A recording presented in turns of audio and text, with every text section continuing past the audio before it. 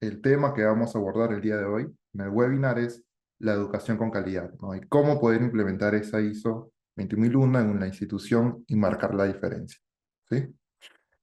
Como bien lo comentó Jaila, nosotros somos Cuama, somos una empresa consultora que brinda servicios de acompañamiento en implementación, en mantenimiento, auditorías, certificaciones, en sistemas de gestión basados en distintas normas, llámese las normas ISO de calidad, medio ambiente, salud y seguridad del trabajo, también esta normativa de gestión educativa, calidad en la gestión educativa, y también otras normativas tales como la SA 8000 o cumplimiento legal SST o alguna de esas variantes, ¿sí?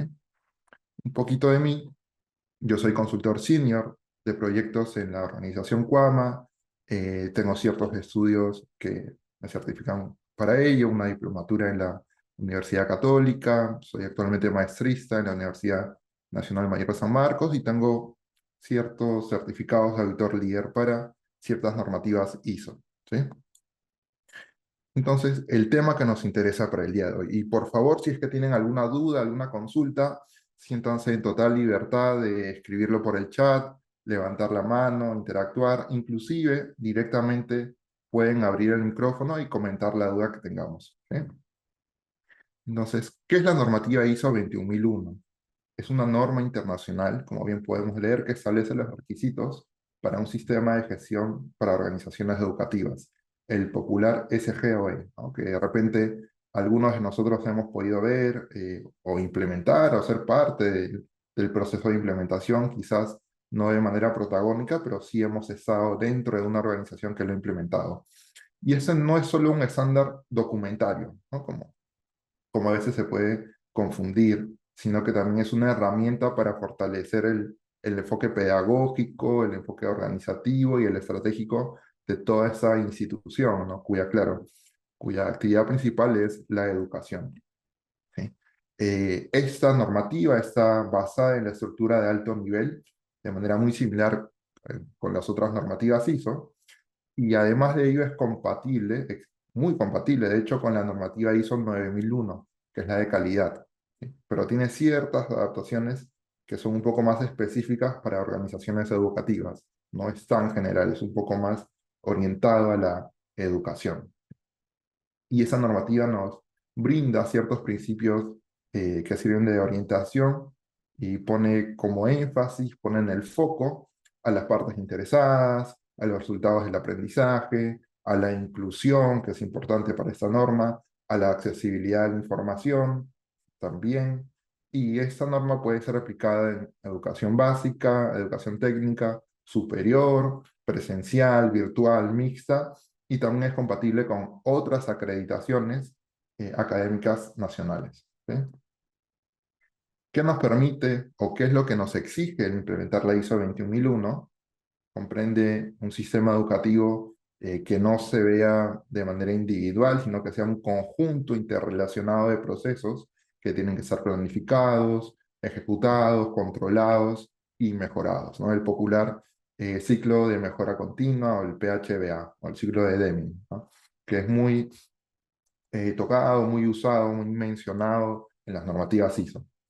También nos pide que reconozcamos a los estudiantes y a otros tipos de beneficiarios, tales como padres, empleadores, reguladores, otras partes interesadas cuyas necesidades deben gestionarse. Hay que identificarlas y cumplirlas, ¿sí?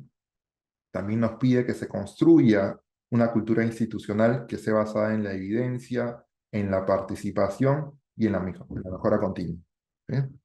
Como podemos leer. ¿Y qué es lo que se espera frente a ello?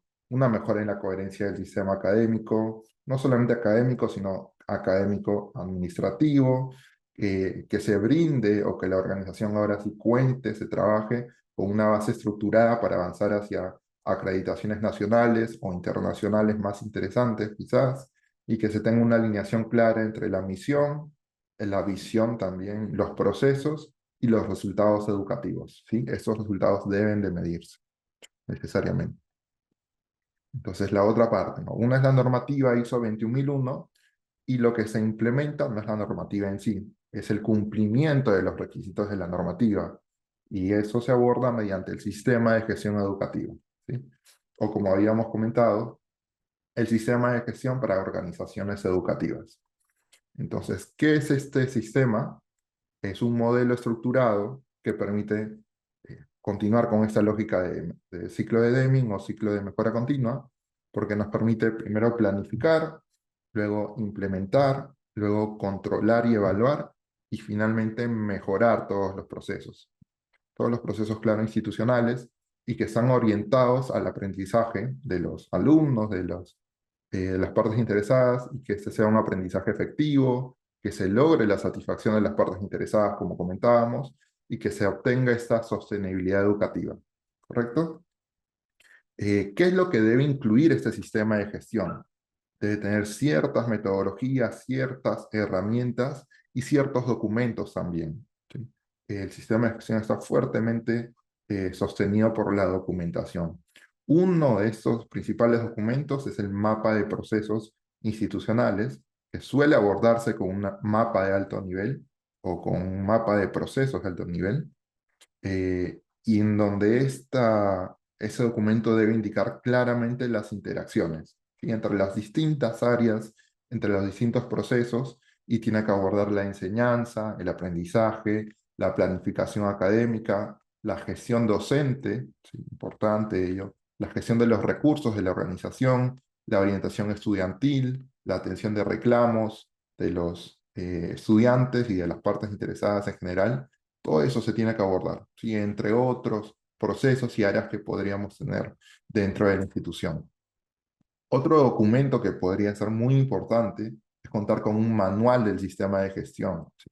Y en ese manual usualmente se aborda o se detalla cómo se gestiona cada proceso, y con responsables, insumos, indicadores, productos, salidas, entre otros. Y también nos puede servir como apoyo y como guía para sustentar el cumplimiento de la normativa ISO también. Es válido ello, ¿sí? Deben haber sistemas de medición también. ¿Para qué? Para básicamente dar seguimiento, medición y evaluar los resultados y analizar esos resultados. ¿Y qué sistemas podemos tener? Tan simple como encuestas de satisfacción, indicadores de desempeño, resultados de aprendizaje, evaluaciones internas también se podría contar con ello. Y todas esas herramientas y mecanismos nos pueden ayudar a identificar brechas, ¿sí? Que podamos tener en nuestro sistema de gestión. Y no solamente esas brechas hay que tomarlas como algo negativo, sino hay que verlos, hay que identificarlos, o interpretarlos como potenciales mejoras que podríamos tener en nuestra institución, ¿sí? Eh, Otro enfoque que también se puede tener, otra documentación adicional, son los espacios de revisión institucional, ¿sí? Que son reuniones entre las distintas áreas, reuniones de revisión por la dirección, análisis de esta data que habíamos comentado, toda la data obtenida mediante las herramientas comentadas, las encuestas, indicadores, evaluaciones, hay que analizarla, ¿sí? Para que no solamente se tenga como data que se mantiene ahí y que se olvida, sino que es data que nos sirve para la toma de decisión. Y en base a ello, implementamos planes de mejora, ¿sí? ¿Cuál es el resultado que se espera de este sistema de gestión? ¿No? Como también teníamos de la normativa, acá también se esperaría que se facilite el cumplimiento regulatorio y la preparación para auditorías, porque recordamos que la normativa ISO tiene como uno de sus requisitos importantes las auditorías, tanto las auditorías internas como las auditorías externas, que son las de certificación, seguimiento, entre otros, ¿sí? Me comentan, por favor, si tienen alguna consulta o duda, si no, continuamos, ¿sí? Esta normativa tiene una serie de principios, tiene 11 principios, ¿sí? Algunos de esos principios que podemos tocar el día de hoy son, en primera instancia, el enfoque a los estudiantes y a otros beneficiarios. Y ahí recordamos que esos principios no solamente son valores rectores que guían, ¿no?, el sistema de gestión, sino que también son conceptos y ejes prácticos, ¿no?, que se traducen en toma de decisiones, en políticas, en comportamientos institucionales. Cuando por ahí no está digamos, documentado, no hay un procedimiento, un lineamiento que establezca qué hacer en una situación particular, siempre regresamos a los principios y en función a estos principios es que tomamos la decisión. ¿Sí? Muy similar a las regulaciones y a requisitos legales, ¿no? Que tienen ciertas obligatoriedades, ciertos debe, pero no está abordado todo ahí. Entonces, siempre que sucede este escenario muy específico que no se aborda en los requisitos legales, volvemos a los principios de requisito legal. ¿Sí? La misma lógica se aplica aquí. Entonces, el primer principio que estamos abordando es el enfoque a los estudiantes y a otros beneficiarios, en donde básicamente la organización tiene que involucrar activamente a los estudiantes en su aprendizaje, y claro, considerando sus necesidades, los antecedentes de los estudiantes, de la organización, de los cursos que se imparten, los intereses de los beneficiarios o estudiantes también, las expectativas que tienen respecto a la institución y a los cursos que se dictan y los objetivos formativos. ¿Sí? También se tienen que considerar como beneficiarios no solamente a los estudiantes, sino también a padres de familia, a empleadores, a organismos reguladores y a la misma sociedad. ¿Sí? Entonces, para abordar este principio, se recogen datos sobre las necesidades, las expectativas de las partes interesadas, los beneficiarios, básicamente, mediante mecanismos que ya habíamos comentado, que son encuestas, entrevistas, tutorías o mecanismos participativos. Focus Group, que está de moda últimamente, es válido ello. Y una vez que se tiene esta data, se reajustan los planes de estudio y las metodologías que se emplean. ¿Para qué? Para promover la participación activa de los beneficiarios y el aprendizaje autónomo. ¿Sí? Es importante ello. Y claro, también se podría incorporar plataformas que faciliten este aprendizaje personalizado, que esté en línea con las expectativas y las necesidades de los beneficiarios. ¿Sí? Como segundo principio que estamos tocando el día de hoy, se tiene el liderazgo visionario. Y para ello implica, ¿no? Como podemos leer, que se debe involucrar a todos los niveles de las partes interesadas, ¿no? Estudiantes, beneficiarios, en la creación, comunicación, implementación de temas vinculados a la misión de la empresa, ¿sí? De la institución educativa, a su visión y a los objetivos. ¿Sí? Para ello, en primera instancia, hay que comunicarlos, hay que garantizar que los líderes en todos los niveles, académico, administrativo, entre otros, actúen como referentes positivos. ¿Sí? Es muy importante para esa normativa el tema de imagen. ¿Ok? Y para ello también hay que proporcionar recursos y la autoridad, ¿sí? La autoridad suficiente, no solamente delegar actividades o delegar responsabilidades, sino también brindarles la autoridad para que esos responsables actúen con autonomía y responsabilidad. ¿Ok? Tercer principio, que es la responsabilidad social, como podemos leer, ¿no? Eso conlleva o tiene como implicancia el que se integren prácticas éticas, sostenibles y socialmente responsables que trasciendan a la sala de clases y que también beneficien a la comunidad. ¿Sí? Es básicamente ser consecuentes con lo que se indica en mi visión y visión, con lo que sucede realmente en el campus, ¿sí? Con lo que sucede realmente en el salón de clases. ¿Sí? Para ello, se pueden abordar compromisos de responsabilidad social dentro de la planificación estratégica, claro, la que nace de la alta dirección o la gerencia, como lo quieran abordar. También sensibilizar, hacer que el personal tome conciencia sobre las prácticas responsables, y no solamente el personal, sino también los estudiantes. Y junto a ello se podría aplicar códigos de conducta institucionales que promuevan ello, ¿no? Que promuevan la ética, el respeto y el cuidado del entorno y también del resto del personal y de los estudiantes. ¿Sí?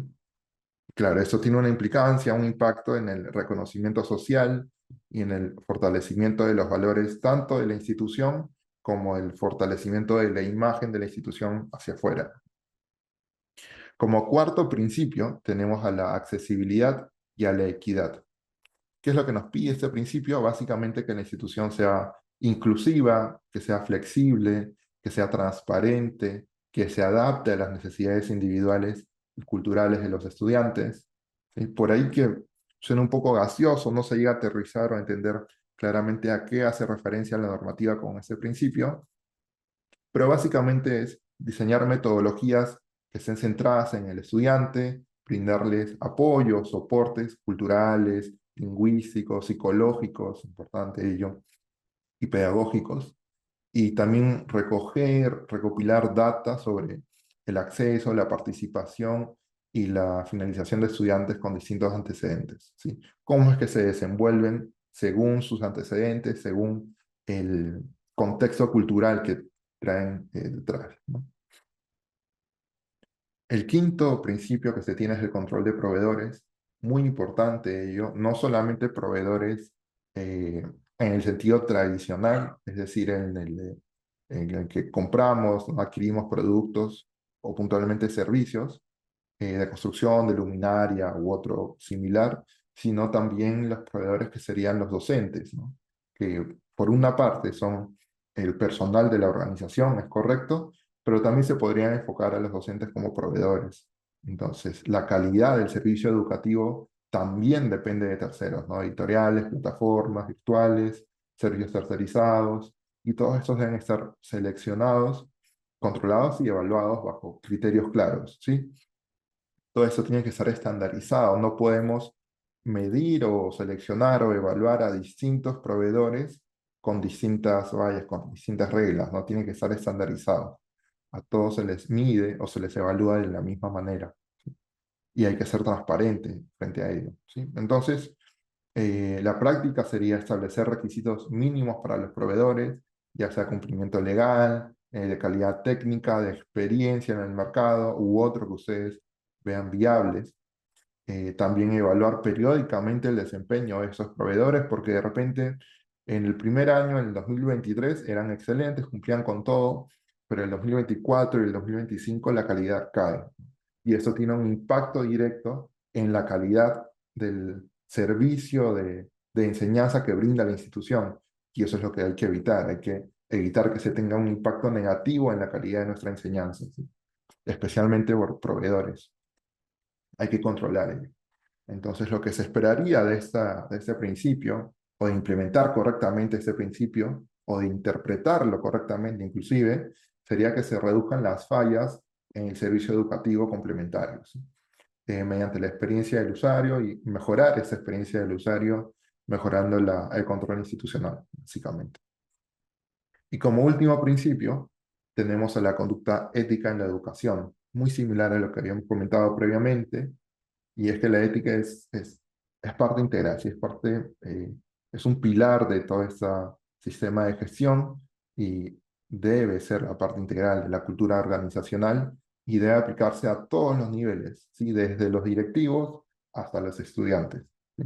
Tiene que ser eso eh, bien, debe calar bastante en los valores de la organización y para ello se establecen políticas institucionales de conducta de ética, como habíamos comentado, y esta conducta ética o documentación que se tenga no solamente debe quedar como documentación, sino que se tienen que realizar actividades o talleres de sensibilización sobre ese conflicto de interés, sobre temas de acoso, corrupción y comportamiento profesional o correcto comportamiento profesional, ¿sí? Para ello hay que establecer mecanismos de denuncia, lineamientos disciplinarios ante conductas indebidas, ¿sí?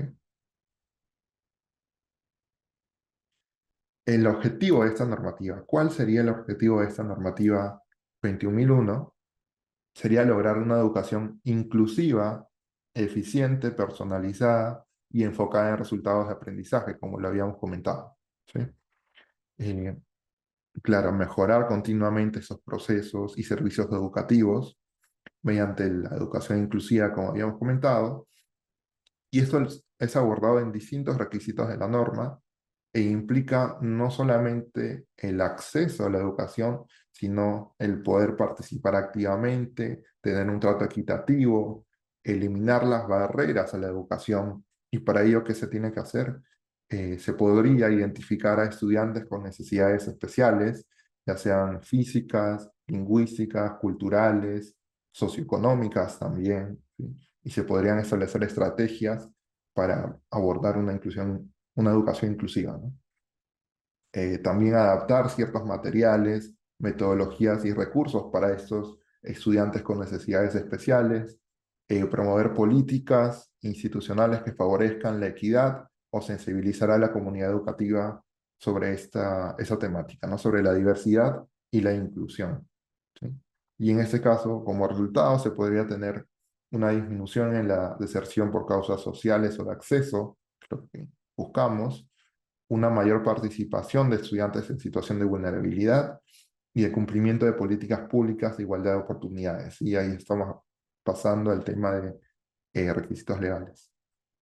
Una educación eficiente, como lo vemos en el segundo punto, porque claro, esta eficiencia no solamente aborda el uso racional de recursos, sino que es el uso racional de recursos para lograr los objetivos institucionales.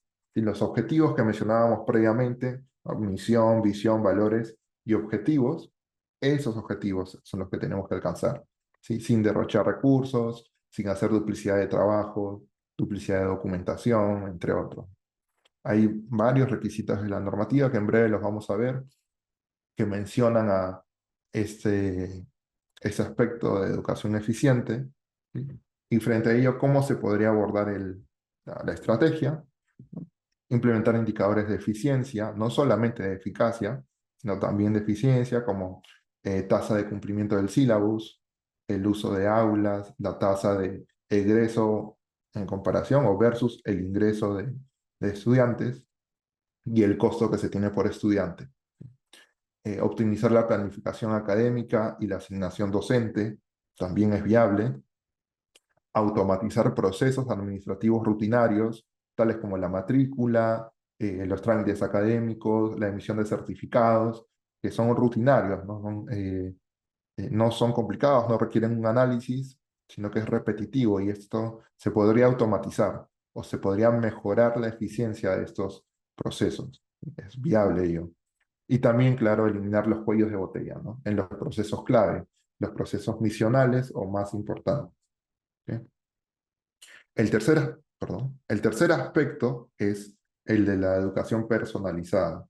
¿Sí? Muy similar a la educación inclusiva, la educación personalizada, pues, busca adaptar el perfil, el ritmo, el estilo y la necesidad de cada estudiante o de los grupos de estudiantes, en todo caso, y que la educación personalizada no sea masiva ni uniforme, ¿no? Que no sea tan cuadrada, tan estricta, sino que se adapte, que sea un poco más flexible y sea maleable para adecuarse a las necesidades de los estudiantes, especialmente de cada grupo de estudiantes. Entonces, frente a ello, se pueden diseñar perfiles de ingreso y egreso por programa de estudio, aplicar diagnósticos iniciales para identificar fortalezas y brechas de los estudiantes, de los cursos, de los sílabos, ¿sí? Implementar tutorías personalizadas o diferenciadas para ciertos grupos de estudiantes que podrían ser interesantes para brindar esa educación personalizada, o que sea libre, en todo caso también es viable para los estudiantes que lo requieran o lo soliciten, usar plataformas tecnológicas con rutas de aprendizaje que se adapten a lo que requiera el estudiante es viable, o promover proyectos o actividades ajustadas a los intereses y a los contextos, ¿no? Personalizados de cada estudiante o cada grupo de estudiantes. Y el enfoque en los resultados de aprendizaje como último objetivo de la normativa. ¿Sí? También es mencionado en distintos requisitos de la norma, como el 5.2, el 8.3, y el 9.1 y el 9.3, y eso exige que el aprendizaje se planifique, se ejecute y se mida. ¿Sí? Entonces, para planificar, ejecutarlo y medirlo, necesitamos tener indicadores, necesitamos tener objetivos para ello. Entonces, ese énfasis va a ser en los resultados del aprendizaje. Y para ello, en primera instancia, lo que se tiene que hacer es definir cuáles van a ser los resultados de aprendizaje esperados, ¿sí? Por curso, por módulo y bueno, por programa también. Elaborar rúbricas, ¿sí? Que es estandarizado cómo se va a evaluar ello, rúbricas y herramientas de evaluación coherentes con los resultados esperados. Evaluar estos resultados no solo con notas, ¿sí? No solamente cuantitativo, sino también con evidencias de desempeño de los estudiantes y de los docentes también, y realizar análisis comparativos entre sedes, modalidades, cursos, ¿sí? Carreras también, para poder adoptar la mejor práctica que se haya abordado en cada una de estas. Y eso, claro, tiene que ser revisado periódicamente. ¿Sí? ¿Para qué? Para que se tenga un aprendizaje con impacto real, que este sea comprobable, que se pueda tener las evidencias, ¿sí? No solamente de cara a auditoría, sino para poder garantizar, para que los procesos o la alta dirección o el área que esté designada para ello pueda hacer el correcto seguimiento, para que pueda evidenciar, para que pueda asegurar que el aprendizaje tiene un verdadero impacto, ¿sí? También para que los egresados de la institución educativa sean más competentes, ¿sí? Y se puedan posicionar de mejor manera en el mercado, para que sean más potenciados, básicamente. Y claro, frente a ello, ¿qué es lo que se va a tener al final? Una mejora del prestigio institucional, ¿sí? A partir del rendimiento académico, ¿sí? Claro, no se ve después de 1 o 2 meses, se ve después de un tiempo considerable, pero sí se refleja ello, ¿sí? Entonces, nuevamente a una de las consultas que pueden hacer, ¿no? eh, que respecto a esta normativa es a quién aplicaría esta normativa ISO 20001, que es un poquito más específica, es un poquito más sesgada, no es tan general como lo puede ser la 9001 de calidad, ¿no? Que la de calidad básicamente la aplica a todas las organizaciones públicas, privadas, de construcción, de manufactura, importadoras, comercializadoras, ¿no? Entre otras eh, para todas las que aplican, ¿no?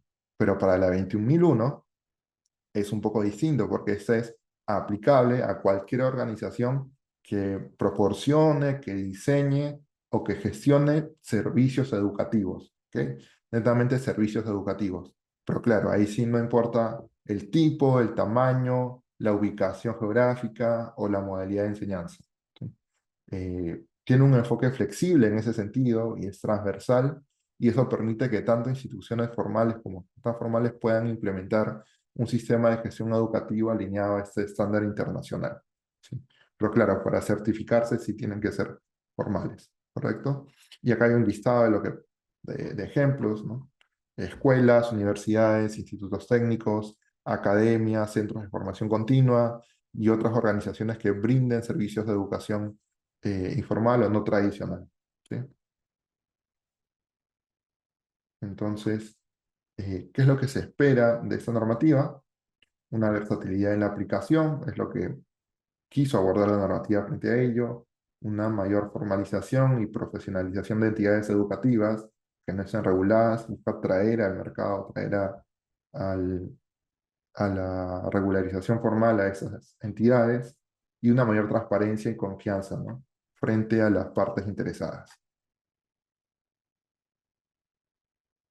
Ahora, si abordamos los requisitos fundamentales o los capítulos de la normativa 21001, que van desde el capítulo 4 hasta el capítulo 10, recordamos por qué no se abordan el capítulo 1, 2 y 3.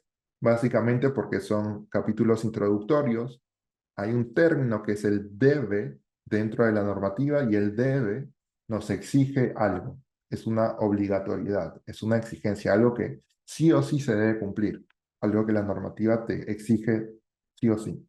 Entonces, cuando nos queramos certificar, cuando queramos pasar esa auditoría externa, en función a esos debe u obligatoriedades, es que el auditor nos va a decir si estamos cumpliendo o si hay brechas de cumplimiento, si tenemos todavía alguna práctica que no estamos implementando. Ese debe figura del capítulo 4 al capítulo 10. Capítulo 1, que es introducción, 2, que es referencias, y 3, definiciones, no tienen obligatoriedades. Y cada uno de esos capítulos tiene subcapítulos o requisitos puntuales, y que los vamos a ver acá. Esa es la distribución que se tiene, ¿sí?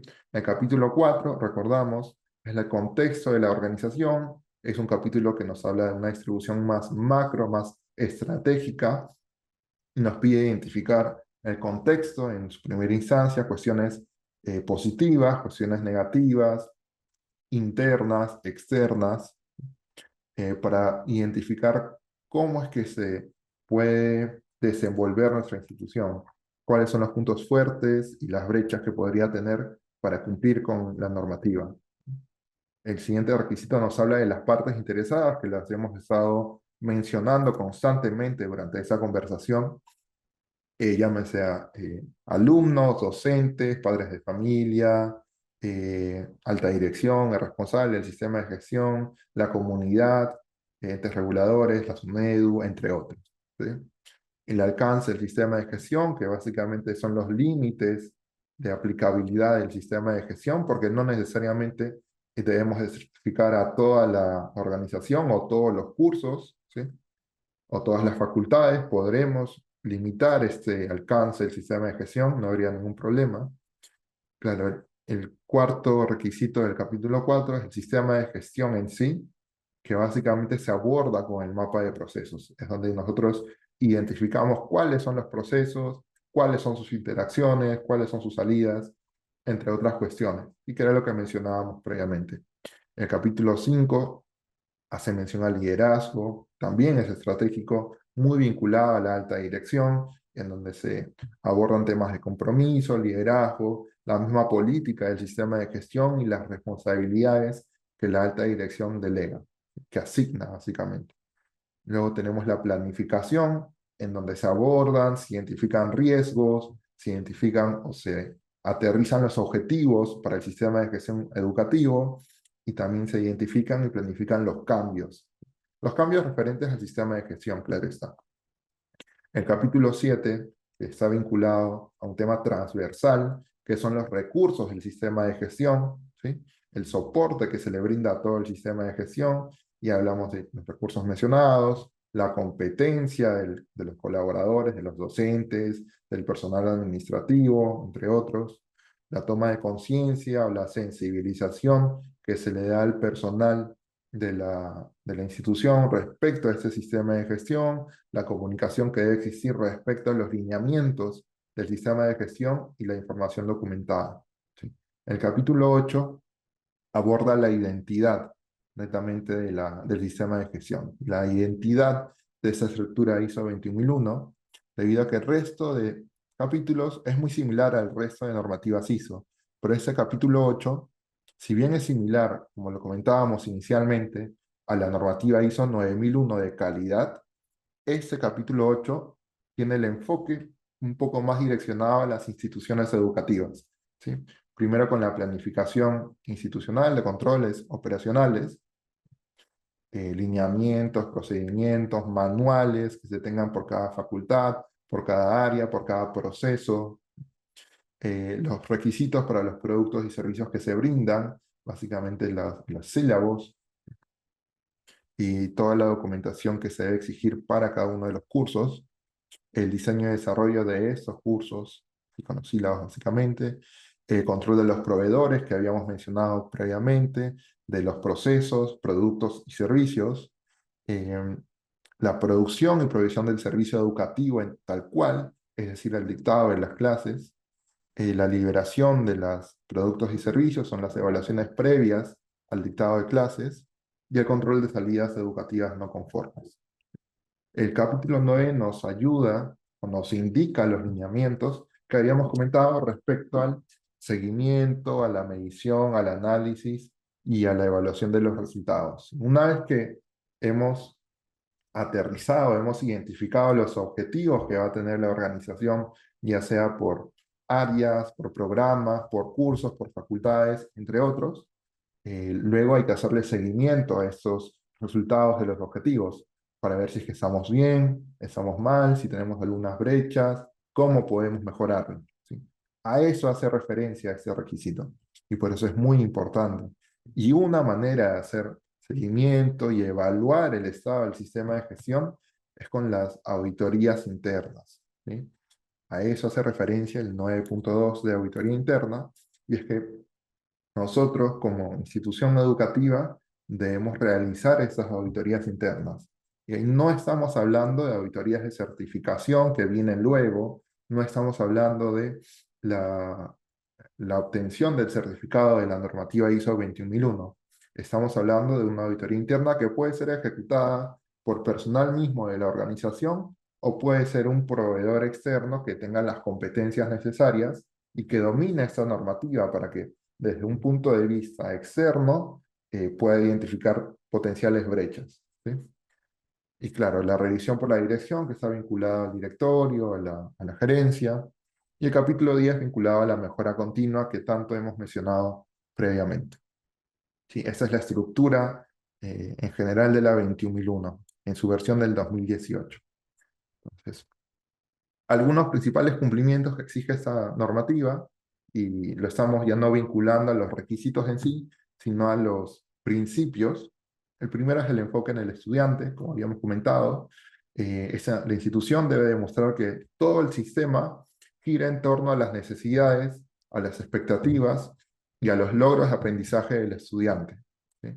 Y para ello se define claramente lo que debe aprender, se debe diseñar procesos de enseñanza centrados en el desarrollo de este estudiante, se debe promover su participación activa, como habíamos comentado, y se debe brindar atención personalizada, acompañamiento y orientación académica, o en caso se requiera, orientación emocional también. Sí, muy importante porque se han visto, bueno, recientemente, durante este año, el año pasado, situaciones en las que eh, los estudiantes pues no pueden o no saben o no tienen las herramientas para manejar toda esta carga, todo el estrés, porque cada estudiante está tiene su propio mundo, su propio contexto, y no solamente quizás llevan el estrés o la carga dentro del salón de clases, sino que también pueden tener otro contexto, quizás desde casa. Entonces, en ese sentido, no solamente es importante la orientación académica, sino también la guía emocional, digamos, y un soporte que podría brindar un tutor respecto a ello. La accesibilidad y la inclusión que habíamos comentado, y es que la normativa requiere que la organización educativa elimine las barreras físicas, tecnológicas, culturales, las barreras sociales y las pedagógicas. Y lo que comentábamos, que esas barreras no limiten, que se eliminen para que no haya ningún límite en el acceso a esa información, a la educación o a la participación y el logro del aprendizaje. ¿Bien? Eh, la, perdón, la evaluación del desempeño educativo, es decir, que se debe evaluar sistemáticamente, no de manera puntual, sino algo ya continuo, si es que el servicio educativo cumple o no cumple con su propósito, lograr un aprendizaje de calidad. Y para eso tenemos los indicadores, los objetivos, tenemos el seguimiento para darnos cuenta en qué estado estamos, como comentábamos previamente. También la participación de las partes interesadas, ¿sí? Mediante la identificación de sus necesidades y expectativas, y adicionalmente a ello, involucrándolos, ¿no? Comunicándoles, solicitando su participación. Estamos hablando, como podemos visualizar, de estudiantes, docentes, familias, personal administrativo, la comunidad en sí también, que participen en la toma de decisión, ¿no? Y para que estas decisiones no se tomen de manera aislada, ¿no? Sino que haya una escucha y se considere activamente a estas partes interesadas. Y como último punto, estamos abordando el desarrollo de competencias del personal, ¿sí? ¿Para qué? Para garantizar que el personal educativo y el administrativo tenga esas competencias, ¿no? En experiencia, en formación, en educación, que esté motivado, que esté comprometido, básicamente, para que puedan cumplir con su rol dentro del sistema de gestión. Comentábamos que uno de los requisitos es el de roles y responsabilidades. Entonces, cada colaborador o cada puesto de trabajo tiene su rol dentro del sistema de gestión. Y para que lo cumplan, para que lo desempeñen correctamente, tienen que tener o deben tener las competencias necesarias para ello. Entonces, frente a esto, podemos definir perfiles de puesto o el MOF, que también es popular, ¿no? El Manual de Organización y Funciones, en donde se indica las competencias que se requiere para cada uno de estos puestos o cada uno de estos perfiles de puesto, evaluar el desempeño del personal. Para ello también se podrían tener criterios o una rúbrica en donde se indique cómo es que se le va a evaluar. También se les puede brindar formación continua, ¿no? Capacitaciones que, claro, estén alineadas a lo que se espera de ellos, ¿sí? o a lo que se espera del servicio educativo también. Y por última instancia, se puede fomentar la apropiación del sistema de gestión por parte del equipo. Es decir, que no se sienta que, no, mira, yo soy del área, yo soy docente, yo no tengo nada que ver con el sistema de gestión, eso lo veo otra área, ¿no? Que no sea ajeno, que se sientan parte de, porque si no se sienten parte de, lo más probable es que no aporten, ¿sí? Que no, por ese sentimiento de lejanía, no aporten ni directa ni indirectamente en la eficacia del sistema de gestión, y eso va a dificultar que se obtengan o que se alcancen los objetivos, ¿sí? del sistema de gestión que nosotros mismos hemos trazado. Entonces, frente a ello, se tienen distintos pasos para certificarnos, por ahí que los hemos estado comentando de manera transversal, con ciertos pincelazos, pero ahora sí los vamos a profundizar un poquito más. Eh, si bien la norma no establece, ¿no?, una secuencia obligatoria de pasos para certificarnos, en la práctica real se conocen estas fases clave, ¿no?, que responden también al ciclo de mejora continua. Siempre tenemos ese enfoque de mejora continua, ¿no? Planificar, hacer, verificar y actuar. Todas esas requieren liderazgo, requieren recursos y requieren evidencia, ¿sí? Evidencia documentaria. ¿Ok? Entonces, en primera instancia, comenzamos de abajo hacia arriba, ¿sí?, en esa pirámide. Tenemos el diagnóstico inicial o la autoevaluación del sistema. Antes de comenzar con toda la planificación o con toda la ejecución, primero tenemos que darnos cuenta en dónde estamos parados, ¿sí? Qué también estamos, qué porcentaje de cumplimiento tenemos. Entonces, para ello, identificamos el estado actual de la institución o del cumplimiento respecto a los requisitos de la normativa. Detectamos la brecha entre lo que se exige y lo que se hace, lo que deberíamos tener y lo que se tiene, ¿sí? Y ahí documentamos, y era lo que comentábamos del requisito 4.1, podemos documentar fortalezas, debilidades, riesgos, inclusive que podrían afectar al cumplimiento, ¿sí? Esa es una primera etapa, es el diagnóstico inicial, y podemos emplear listas de verificación, entrevistas, revisión documental, nos podemos apoyar en ello, inclusive encuestas internas, ¿sí? Y como resultado tendríamos un mapa de brechas, un informe de brechas, un informe de diagnóstico inicial, un programa de trabajo, un diagrama Gantt, ¿no?, en donde tenemos esta planificación. Luego de que tenemos la planificación del proyecto, ya podemos abordar el diseño del sistema de gestión en sí, que implica definir los componentes del sistema de gestión. Estamos hablando de la política, los objetivos de la institución, claro, los procesos, el mapa de procesos, cuáles van a ser los indicadores, cuáles van a ser los métodos de seguimiento, también documentar los procedimientos clave, ¿no? La planificación académica, la atención de reclamos, la revisión por la dirección, cuáles van a ser los roles y responsabilidades dentro de la organización respecto al sistema de gestión, quién se va a encargar de cada cosa, de cada uno de los requisitos, con esto, o cómo se puede abordar ello, ya lo habíamos comentado, con el manual del sistema de gestión, es viable, la política, el sistema de gestión, estructura o un mapa o una tabla de indicadores, el organigrama, ¿sí? Eh, o la matriz o el mapa de procesos, también es válido. Todos estos abordan ciertos requisitos y nos ayudan en la planificación, ¿sí? Luego tenemos la implementación del sistema de gestión o la implementación operativa del sistema, en donde ya ponemos en práctica lo diseñado.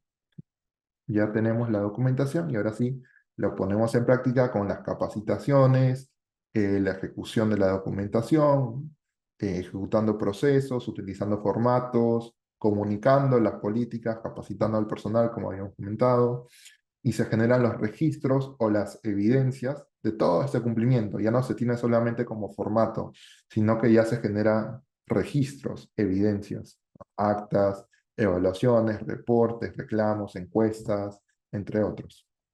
Y acá ya se identifican problemas reales que se tienen durante la ejecución y se podrían identificar potenciales mejoras. Como siguiente paso tenemos la evaluación y la preparación, ¿no? La evaluación de cumplimiento o auditoría interna. Y acá Estas auditorías internas buscan verificar si es que se cumple con la norma. Teníamos un diagnóstico inicial en donde teníamos un porcentaje bajito, o muy bajo, o poquito, y ahora que estamos en el otro extremo, en que ya hemos implementado, planificado y luego implementado, ahora en teoría estamos muy bien, ¿no? Deberíamos estar en un 90, 95, 80, 85% de cumplimiento. Entonces, para eso tenemos la auditoría interna, tenemos la revisión por la dirección, tenemos la corrección de hallazgos, entre otros. Y luego de esta auditoría interna, tenemos la sección de mejora continua, en donde ya hemos identificado las brechas, los incumplimientos o las potenciales mejoras y las abordamos. Decimos qué es lo que vamos a hacer, nuevamente planificamos, ejecutamos y vemos si está correctamente implementado. Y una vez que ya cerramos esas brechas, nos mandamos, vamos por la auditoría de certificación. ¿Sí? Y ahí tenemos que contactar a una casa certificadora, que muchas en el mercado, y en esta auditoría externa o de certificación tenemos dos etapas. La etapa 1, que es una revisión documental, una revisión en la que se identifica si es que hay brechas muy grandes de cumplimiento, si es que se han abordado todos los capítulos de la norma, ¿sí? Y luego ya se tiene la etapa 2 o la fase 2 en la que se tiene una verificación en campo, hay entrevistas al personal y hay una verificación documental, pero con evidencias mucho más profundas. ¿Sí? Y una vez que ya pasamos esta etapa 2 de la auditoría de certificación, tenemos la obtención del certificado de la ISO 21001. ¿Sí? Buenas prácticas para implementar la ISO 21001 con éxito. ¿Sí? Se tienen una serie de estas. Involucrar desde el inicio a toda la comunidad educativa, no comenzar con un grupo reducido y después trasladarlo al resto de la comunidad, porque va a ser más engorroso, por aquí vamos a tener más trabas. Definir políticas claras y medibles, o las que habíamos comentado previamente, medir resultados de aprendizaje, implementar encuestas de satisfacción, ya lo habíamos comentado previamente, establecer canales de comunicación tanto internos como externos, y que estos funcionen, hay que darle seguimiento, tener una revisión con una frecuencia constante, de ser posible diaria, o tener algún personal o algún área que esté designado para esa revisión de las comunicaciones y fortalecer el liderazgo directivo. Muy, muy importante.